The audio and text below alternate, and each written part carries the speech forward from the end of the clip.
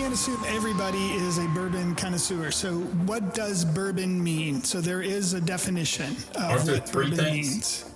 There's or what makes a bourbon? There's about 8 things, because really it's the way the saying goes is that every bourbon is a whiskey, but not every whiskey is a bourbon. And that's because bourbon has a few things, and this is actually all written into law. It was put into government books. So to be a bourbon, it is a distinct product of the United States. It cannot be created anywhere else in the world and be called bourbon.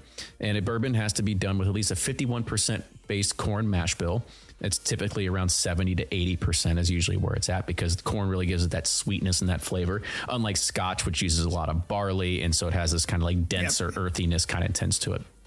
So you have that. It has to go into a new charred oak container, which is typically a barrel. So bourbon barrels can only be used once. Most of the time, once those bourbon barrels get used, they get put on a container ship and they go over to Scotland, or they go to Mexico, or they go somewhere else. They go to Jamaica. And it's specifically white oak, right?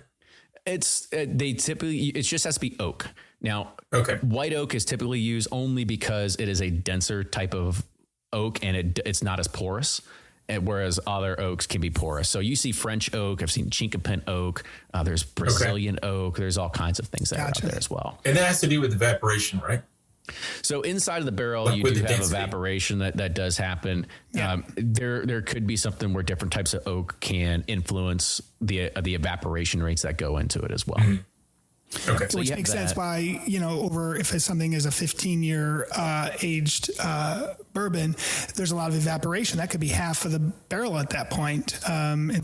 Which obviously adds to the price. And then, of course, you think about the rent of that barrel space for that. So I've been waiting too long, and I wanted to at least do this while on here. This is the bourbon that you have that's blended from Tennessee, Kentucky, and